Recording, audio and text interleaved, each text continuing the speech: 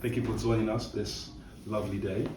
We're here about tone of voice. Yeah, that's right. So let's have a little conversation and tell founders, entrepreneurs, people who are wondering what is tone of voice, what is the importance of tone of voice, and let's maybe define and break it down for founders and the wider community. Absolutely. So let's personalise it a little bit. Yeah. So if I saw you today and I said, "Hello, Scott," Yeah. and you've met me before, by the way. Yeah. We've worked together before. I'm like, "Hello, Scott." Hi. Yeah. How are you? Right. So Yeah. let's say I said that, Yeah. and let's compare it to me saying, "Hey, Scott, how you doing? What's good? I haven't seen you in a minute." You understand? It's like, what's the difference between the two? Very different. Yeah. One's quite cold, one's a bit more inviting. Yeah. Exactly that. So it's the same with tone of voice. So when we think about any written communication, whether it be a website, an app, even an email, we all know the old adage of sending an email or trying to send an email, drafting it and thinking, I probably need to take a minute, have a cup of tea, have a look at this again and send it, because if I send it straight away, and for example, if it's a confrontational situation at work, you want to make sure that the email is drafted and crafted in the best way possible, so your tone doesn't read aggressive. Amazing. So I use that example to explain why any written communication for a brand is so important. Yeah, I love that. And in terms of how, I guess in terms of around the spectrum, we should maybe be recommending founders to think about tone of voice. Where do you think is the best sweet spot? So obviously it can be very jovial, very friendly, or is there like a bit where actually maybe you should be a little bit more, maybe less personal? Less personal. How do you like measure that for founders? Now that's a really good question, and I think it always goes back to the business itself. What is the brand's goals? What is the brand's objective?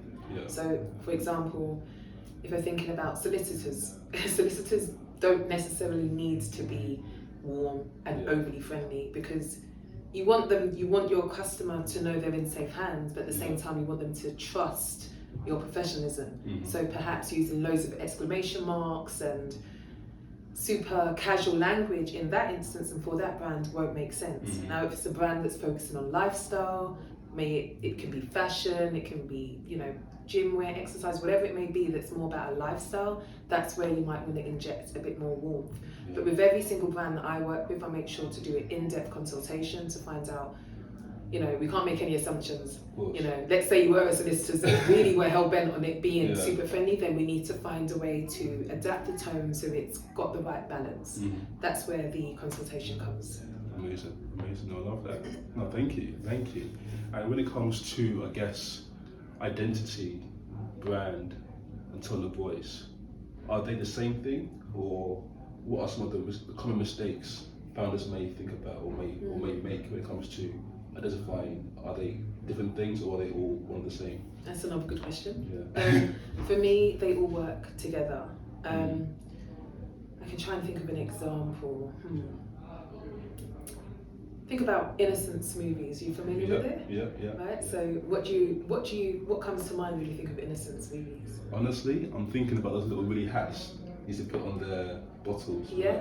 Back in the day. Yeah. That's what I'm thinking. And colourful as well. That's right. And I think those hats actually, if my memory serves me well, might have been to indicate a donation to a charity of some sort. I might be wrong, but you're right. Innocent prides itself on being a fruit brand. It's fruit smoothies, right? You've got the health benefits, of course, but it's not healthy in a sense of alienating the customer. Like, you don't have to be super healthy to be drinking Innocent. All of the language on the bottles is super clear, quite friendly. And I think the colours, the hats that you mentioned, the language, all of it goes hand in hand. So I would say the relationship is like your DNA. It should all complement each other. Definitely. So ideally, you wouldn't want to work on anything exclusively when you're looking at crafting a product or rebranding the product. Everything should work together. I think one thing that I notice, especially if we're talking about user experience language, which of course is more focused on applications and mobile apps and websites, anything that uses technology for a product. Okay. You understand? Right. That the challenges that I've found is that, you know, you and I both speak English, right? So founders might think, well, because I speak English, I'm okay, I'm the best person to craft the copy for my website, for my app.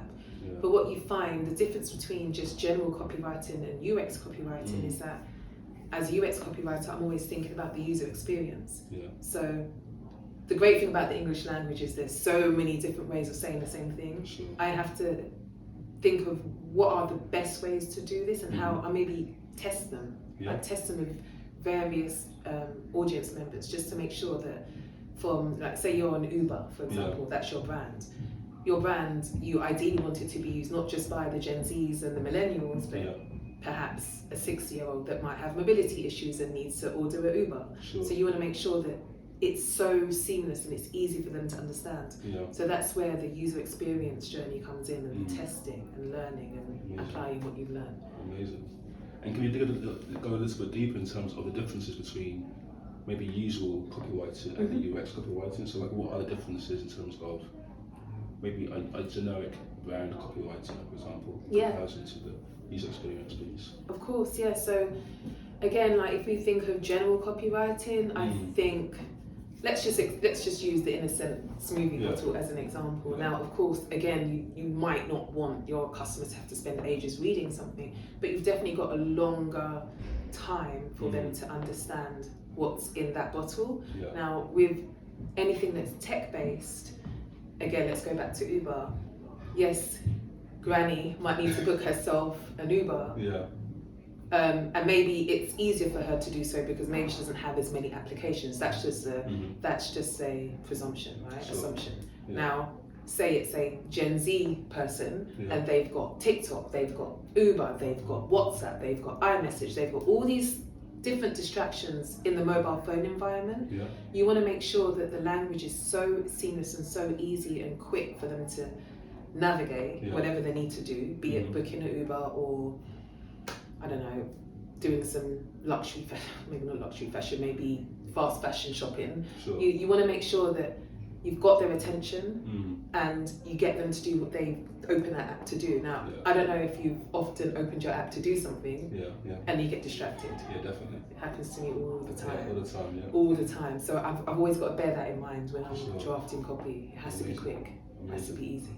I love that. I think, just thinking about a few clients who probably could do with that understanding in terms of the importance of copy to really just guide the users through certain parts of the website or the app, the platform. So that really makes sense. I love that. Yeah, that's what it's all about. You want it to almost be that the user. I always have to think about the user first. So the brand, of course, your goals are important, but I'm always thinking about your target customer. You want to make sure that anything they do pertaining to your brand is effortless. It's not a struggle. An example that I can give, I ordered something from a e-tailer and they don't have a great customer service experience because when it's time to return, their chatbot, which a lot of brands now use, there's parts of it that it doesn't understand what I need to do, which is to return an item that they've sent me the wrong item, basically. If anything is a bit janky, it can make the whole experience just be off-putting, and then it might not allow for a customer to return. They might be like, nah, I don't want to deal with that rubbish again. So it's so important. No, I love that. No, thank you for that. And I think I can imagine a lot of tech founders in particular could probably benefit from understanding the power of UX copywriting as well. So, I think people always think about just design, and design, of course, is definitely needed, like good design. But ideally, you would want to have a copywriter and a designer work hand in hand from the offset. Definitely. So in terms of that whole process, so you mentioned designers and copywriters working hand in hand.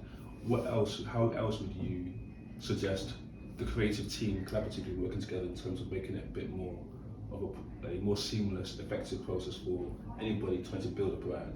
Like what else would you suggest could make a better process? I think obviously for larger brands that have got multiple team members, you usually would have a UX researcher as well, Okay. and their job is to, again, be involved in the process from the beginning, understand what the goal is, what we're trying to achieve, and then once it's all been crafted and created, you go and test that. Because all good and well, the designer, the copywriter saying, yeah, this is the best way to do it. The customer knows best. So there's different platforms that you can have, like A/B testing, where they might have two versions of the same type of copy, but it's slightly different, and then you see which one does really well. Now that's obviously an ideal world for brands that have got a few more numbers and perhaps more money. But then I would say, well, then take it and do it guerrilla. Like you go, you get the product and you make sure you test it with different people. Have different people look at your website, different people use your app, and then just make a log of the feedback. User testing doesn't have to be super expensive, but I do think that it is necessary. Amazing.